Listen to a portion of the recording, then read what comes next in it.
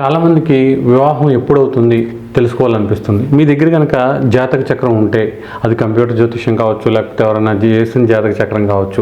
ఆ జాతక చక్రం కనుక మీ దగ్గర ఉంటే ఆ జాతక చక్రంలో లగ్నం ఉంటుంది కదా, ఆ లగ్నం నుంచి లగ్నం ఒకటైతే 1 2 3 4 5 6 7 ఏడో స్థానం వస్తుందన్నమాట.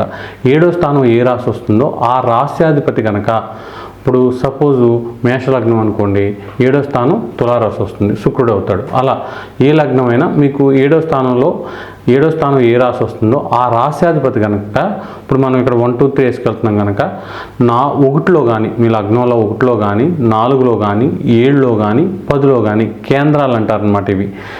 ఈ స్థానాల్లో కనుక మీ సప్తమాధిపతి, వివాహానికి కారకుడైన వాడు, వివాహాన్ని జరిపించేవాడైన ఈ సప్తమాధిపతి కేంద్రాల్లో 1 4 7 10 స్థానాల్లో ఉంటే మీకు ఖచ్చితంగా వివాహం అనేది 23 నుంచి 27 ఏళ్ల మధ్య అయిపోతుంది.